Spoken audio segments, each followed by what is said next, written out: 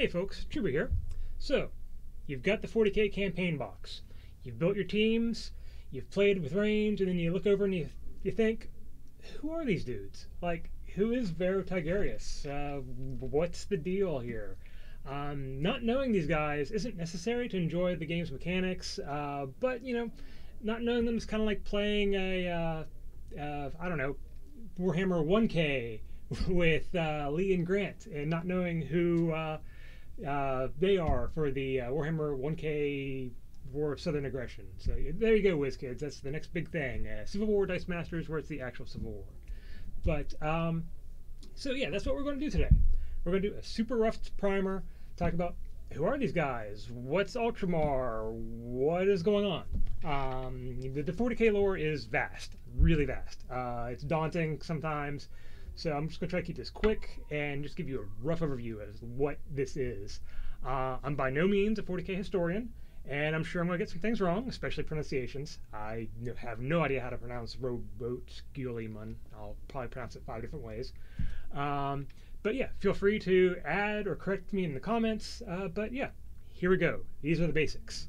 And I've got a pretty little slideshow to go while I'm doing it. Ooh. Okay. Go this way. So, the groundwork. Warhammer 40K. That means in the year 40,000. In the 30,000s, the human race is spread across the galaxy, and the Emperor of Mankind wants to unite all of mankind under his rule. The Emperor of Mankind, he's basically an immortal human mutant, referred to as a perpetual, and he's kind of thought of as like a living god. So, the Emperor, in order to unite mankind under him, has the 20 genetically engineered superhuman sons created that are referred to as the Primarchs. It's a little mix of genetic engineering and also stuff like magic. But yeah, they were intended to be his immortal generals who would command his great crusade to unite the human race. Each of the Primarchs also had their genetic blueprints used to engineer their various Space Marine legions. So that's why the Space Wolves are called the Sons of Russ. One of the Primarchs was named Leman Russ. So those are his troops. Okay, so now let's talk about the warp. The warp is another dimension of power and energy that sort of bleeds into this universe. It's kind of like a Lovecraftian version of the Force. It can be used to travel via warp gates, and it can be molded and wielded, and it grants like fantastic magic powers. But it's also a dark energy that corrupts. So that's where the forces of chaos come from. Chaos's forces are largely made up of men who have been seduced by the dark side of the warp. They've been given great power, but it comes at a cost. There's also several dark gods of chaos that live inside the warp. We'll specifically talk about the chaos god Nurgle here in a sec, but there's also Khorne, I can't remember them all. But anyway, there's like 4 or 5 of them. But they actually have, they have influence. They're not nebulous beings. So this all comes off a lot like Norse mythology or Egyptian mythology sort of stuff. But okay. One last bit of background. So in the 30Ks, the Emperor's favorite son, Horus, was seduced by the powers of chaos and wanted to take the Emperor's throne for himself. And he convinced many of the Emperor's forces and other Primarchs to follow him. This led to what is called the Horus Heresy, a 9-year civil war that killed millions of people, or trillions of people. The Emperor of Mankind was eventually victorious, and Horus was killed, but in that war, the Primarch Robotguliman was grievously injured by a chaos-tainted blade, and that slit his throat. Now, these guys are supposed to be immortal, but they can still be killed by chaos-tainted blades, and there's ways to kill them. So, the dying Robotguliman was placed in stasis in the hopes that one day he could be resurrected, and his body was stored in the Ultramar sector of the human interstellar empire. So, now we fast forward 10,000 years. Yes. Remember, these guys are immortal, so they're around for a really long time. So yeah, in that 10,000 years, the empire sort of crumbled a bit. The emperor is kind of a vegetable. I mean, he's there, he can command things, but he just sits on his throne, doesn't do much. And the forces of chaos have run rampant across the galaxy in their latest push, the Dark Crusade. They've amassed a force that's consumed sector by sector, and the Imperium is fractured, and it's a shell of what it once was, and they're struggling to fight back. So, in their desperation, they decide that they're going to try to resurrect Primarch Roboute Guilliman. The forces of chaos tried to stop this and were nearly victorious, but at the last minute, Guilliman was resurrected and single-handedly turned the whole tide of the battle. But then when the corrupted Primarch Mortarion, hey, you know that name, when he learned of his brother Roboute Guilliman's resurrection, he vowed that he was going to end him and end his attempts to save the Empire. So that's where we get into the battle for Ultramar.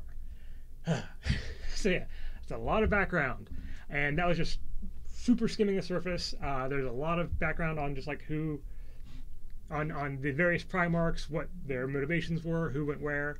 But now let's get into the actual Dice Masters cards. And these are the 4 named guys that come in the Battle for Ultramar box. And these are the ones I'm going to explain today, at least a little bit, what they are. So, first we have Typhus here. Typhus is the herald of the plague god Nurgle, and the most feared of the Chaos Lords. The Chaos Lords are the commanders of the various Chaos factions. He was the right-hand man of the Primarch Mortarion before the Horus Heresy, and now they have a bit of an uneasy alliance because Typhus thought that Mortarion got kind of weak afterwards, but yeah, drama. But Mortarion, not one that pushes buttons, he basically gives Typhus free reign to travel the galaxy, spreading the good word of Nurgle. He's basically a Nurgle's version of the Mormons, I guess. But instead of a nice white suit and black tie and the Book of Mormon, he walks around giving pestilence and disease. So yeah, that's Typhus. And of course, he still does Mortarion's bidding whenever he's called. So I mean, he's still obedient, just kind of grudgingly obedient. All right, so now we have Vero Tigurius. Vero Tigurius. Once again, pronunciation. He's what is known as a Psyker. Basically, a Psyker has psychic abilities, hence the name, that are granted by drawing power from the warp.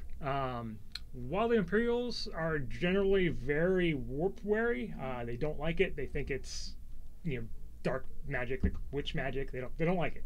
It's nasty. But and also there's the problem that humans are very susceptible to temptation to the dark side. All the races have their versions of Psykers, but humans are especially vulnerable to the chaos magic. But with Vero Tigurius, he is still a useful tool for the Imperium. They don't like it, but they'll use it when they need to. And as Chief Librarian, he's been thoroughly screened and trained to bend the powers of the warp. And he's actually unique because he has precognitive abilities, so he can actually see things. He sees visions, and with the resurrection of Guilliman, he saw some sort of a dream about his resurrection, and led to was basically a key player in the resurrection of Guilliman. Let's see. But yeah, on top of his precognitive abilities, he can also do stuff like he can cast Psybolts, and he casts spells to enhance his battle brothers. So basically, he's kind of like a bard too. So he has all of his buff magic.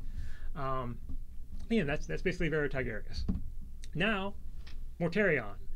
We mentioned him before, and he was a Primarch that was corrupted by Nurgle, and he's sometimes called the Prince of Decay.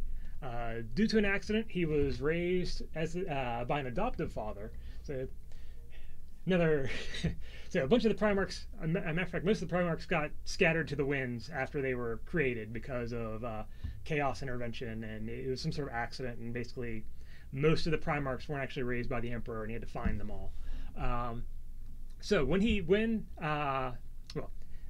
Mortarion, he was raised on a poison planet by his adoptive father, and because he had the Primarch blood in him, he had the superhuman resilience to the toxins of the planet, so he actually thrived on it.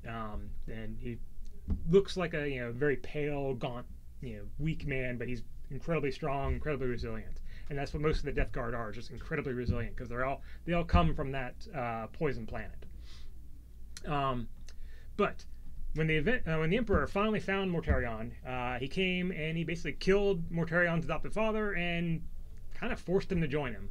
And Mortarion did, but he maintained the grudge afterwards, and that was one of the reasons why when the Horus Heresy happened, Mortarion was actually one of the first people in line to go against the Emperor.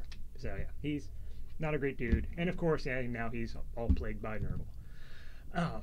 And finally, we have Rabut Gilliman. So before his death, he was like the ultimate example of a soldier for the Empire.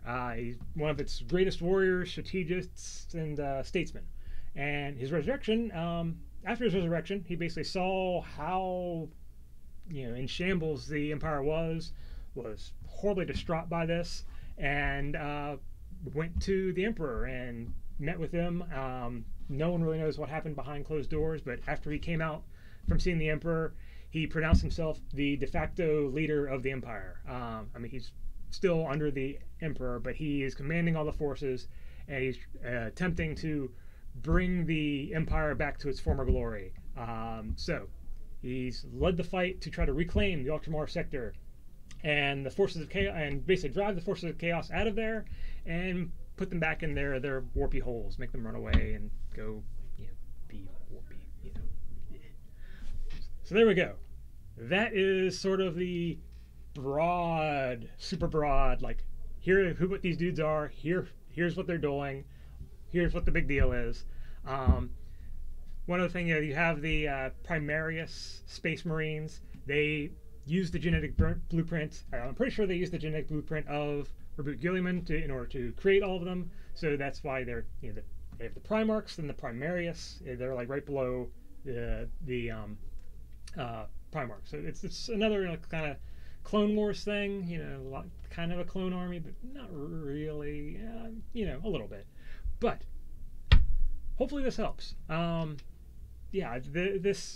The lore behind 40K is great. It is really great.